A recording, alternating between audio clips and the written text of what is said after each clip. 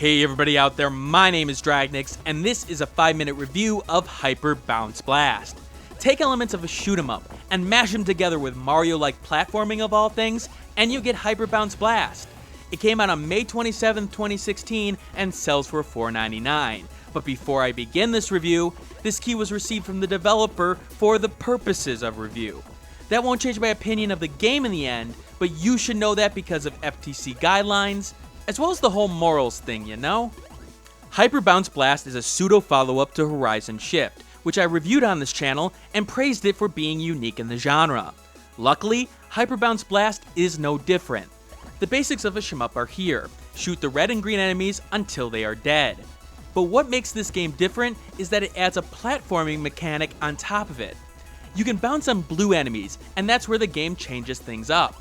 The higher you bounce up, the higher your multiplier for your score is, and when you're bouncing, you are able to absorb bullets, which can be used to power up your hyper weapon.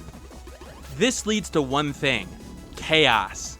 Staying in the air and trying to absorb all the bullets is important, and a panic can set in with all the projectiles on the screen, especially when you've hit the ground and are vulnerable.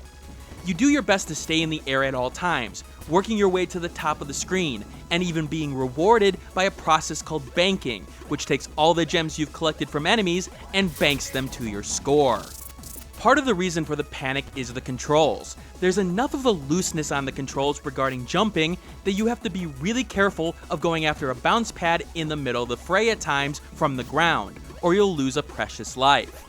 The only part of your ship that's vulnerable is its yellow core, but you'll need to get used to the fact that you can slide a tiny bit when trying to move around.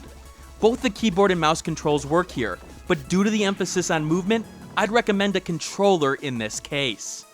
The game has okay enemy variety and keeps the action up, although the game does get into a rhythm rather quickly. Levels are not procedurally generated, so if you start at level 15, it's always the same every time.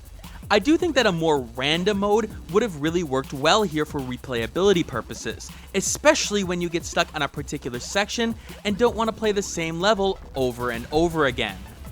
Bosses are a good change of pace, keeping similar mechanics to what you've dealt with in the past levels, but add a new small twist on things to keep things interesting. Like in Horizon Shift, I found myself dying here the most, and that's perfectly fine. What doesn't necessarily work here is the alternative modes. It doesn't change up what I would want in this set of gameplay mechanics. It messes with things like game speed and your ship's power.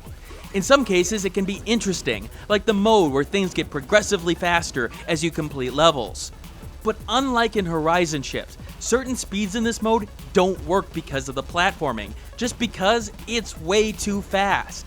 The tournament mode in particular feels like a throwaway, as trying to time jumps at 200% speed just doesn't work.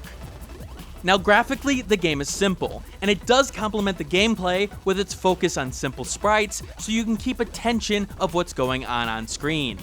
But I do have a reasonable complaint. If you notice very closely with my ship, you'll notice that there's an aiming reticule. It's gray against a black background, and I even wonder why it's there. You really have to squint your eyes in order to see it. You know what would have been awesome? An option to change it to a specific color. That level of control would have really worked here, being able to give the player a little bit of control in order to see everything within the chaos. Now with the understanding that this is a $5 game, the game doesn't necessarily have the staying power to stick around with some of the bigger shmups out there.